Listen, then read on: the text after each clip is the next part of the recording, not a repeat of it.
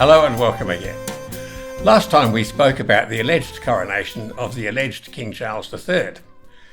Part of that included a brief historical account of the time from Charles I's trial and execution in 1649 down to the accession of William of Orange in 1688.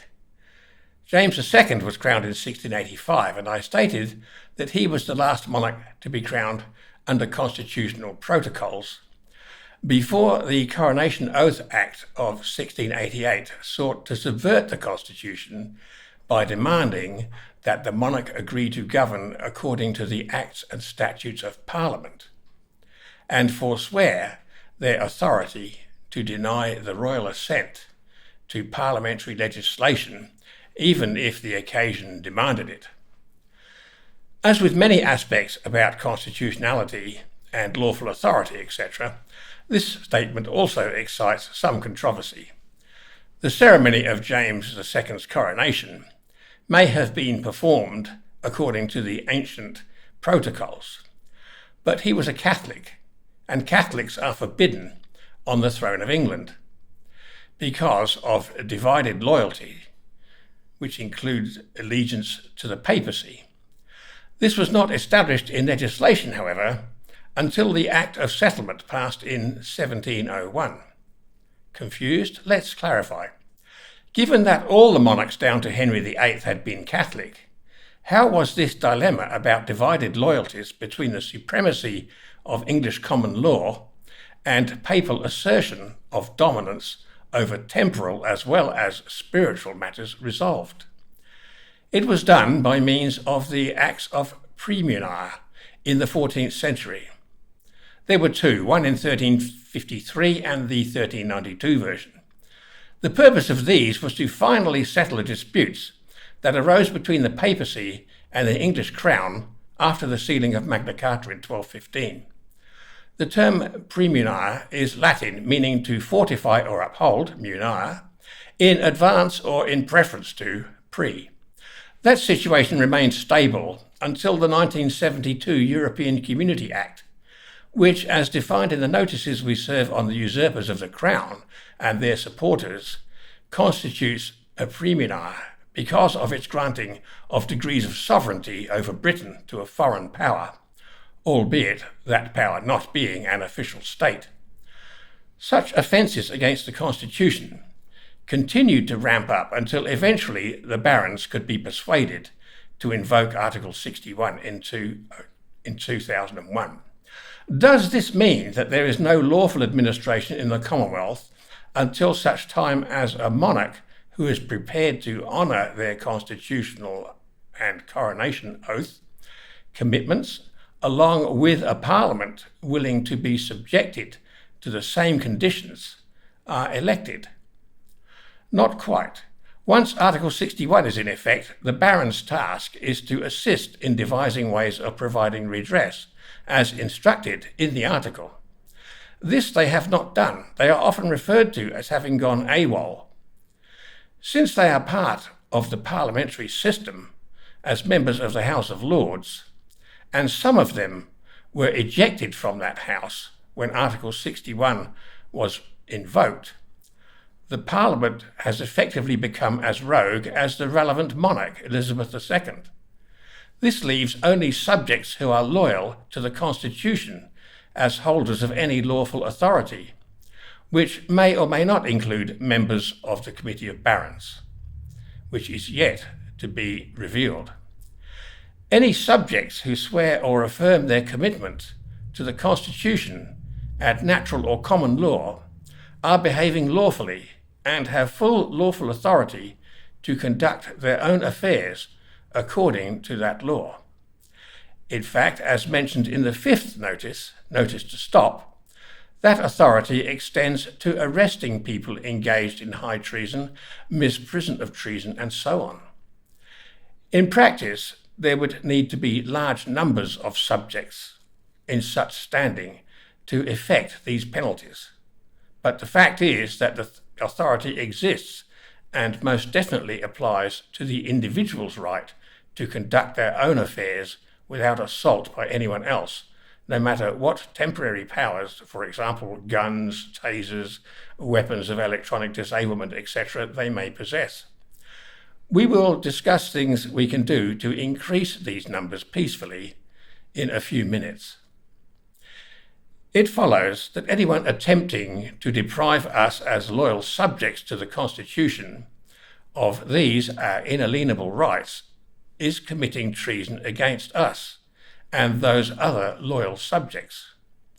Treason is defined as, quote, the attempt to overthrow a lawful authority / administration of a sovereign state, or to simply hand over the authority / administration of a sovereign state to a foreign power without first being defeated in battle, end quote.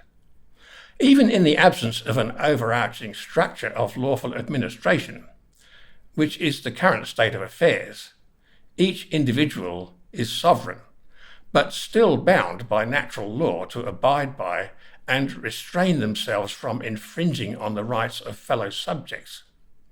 Each, in effect, becomes their own sovereign state, existing in the most basic form of the concept. If that seems a little strange, try imagining the state of affairs were you to be marooned on a desert island with perhaps only one other present. Both inhabitants would possess their inalienable rights and be obliged morally to respect those of the other. If they did not, and infringed upon their neighbour, that would constitute a betrayal, would it not? A betrayal of trust, of integrity, of morality, and natural law. The absence of a national authority does not mean the absence of law. That assumption is a common misconception of those who believe that the absence of lawful administration must inevitably result in the type of chaos erroneously ascribed to the word anarchy. The word anarchy derives from the Greek meaning no ruler. It in turn derives from the concept of the arch, that element in a building which sits atop the structure and is integral to holding what is below it together. The prefix mon makes monarch, meaning the rule of one. A small group of rulers is an oligarchy, and the prefix an means the absence of an overriding structure or ruler. It has become a synonym for chaos and disorder, but its true meaning is that no one individual rules over everyone, that in essence all are equal before the law. Under the English common law constitution, no one individual has the right to rule over another except by consent. That is not the same thing as an individual exercising dominion over themselves, and they may thus do so in peace if that is their choice. It is certainly their moral obligation under law. Of course, some individuals will resort to crime if not supervised, but that is the fault of those individuals, not the concept of anarchy itself. Criminals exist, no matter what form of governance is used. Thus, despite the authority of the Crown and Parliament, etc., being under suspension under Article 61, Mr. Charles Windsor and those purporting to be the government still possess their individual rights to conduct their affairs according to law. That they are choosing instead to attempt to overthrow the lawful authority of individual subjects to govern themselves according to constitutional law, and deliver that authority by deception into the hands of foreign powers which do not recognize those rights, is clearly an act of treason under the definition given. Charles and his criminal friends may lack any form of lawful authority, but it's a moot point to argue that one retains one's sovereignty when one is empirically imprisoned, enslaved, or even deceased at the behest of one's betrayers. Now let's proceed to something we can all do to try to push back against this heinous betrayal of our trust and our liberties. On the screen is displayed an excerpt from a letter that everyone should send or hand to a police officer. The full text can be seen and downloaded from the link in the comments box. Here is another, this time from a letter that should be handed or sent to members of the Judiciary. These could be magistrates, judges, court registrars, or court clerks. Both of them would be very appropriate reading matter for any MPs. All of these groups are committing very serious crimes in upholding and perpetuating the treason, misprision of treason, sedition, along with the multitude of torts they inflict or assist in inflicting on innocent, law-abiding Crown subjects. Sending these letters is not conditional upon having sworn an oath or served notices on anyone, and is an entirely peaceful and lawful process, risking no form of reprisal. The point of this exercise is to simply make those running the scam show understand that there is an ever-growing group of people who know what's going on, know that it's against the law, and will eventually comprise a number large enough to start causing doubt in the minds of the main offenders, who are the police, the ones doing the order following expressly forbidden at Nuremberg. Once some of the more influential police wake up to the fact that they'll be better off changing sides and actually starting to arrest the real criminals, the ones from whom they take their orders, it won't be long until the dam breaks, and the community can begin the process of devising how to restore true law and order under the purview of trial by jury. As stated previously, trial by jury is the only way that people can exercise control both over their government and their power to annul unjust legislation. So now we have a few methods whereby we can push back against this oppression.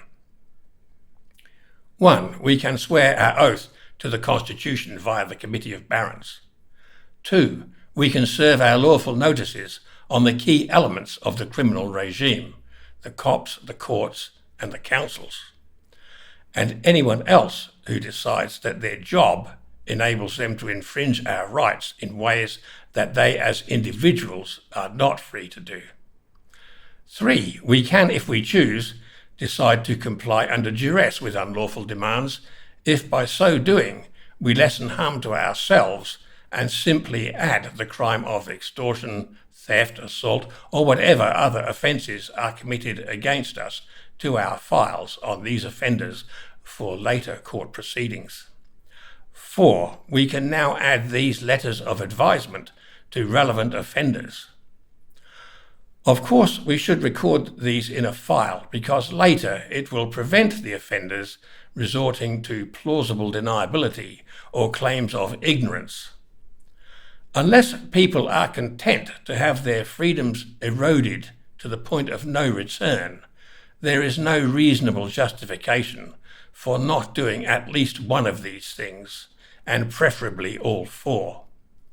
Remember, these are the people who want to restrict our freedom of speech, our freedom of movement, our bodily autonomy regarding medication and health, the type of education or indoctrination our children receive, our choice of what to eat, our choice of how often we visit our friends and relatives, or how we choose to do all manner of other activities, even to the extent of being restricted by fraudulent digital currencies from being able to create any savings for protection from unforeseen setbacks or outright oppression. By remaining mute and compliant, we help to create a totalitarian communist state for our children and grandchildren to inhabit. It is not a moral option. For everyone's sake, act now. Thank you for watching.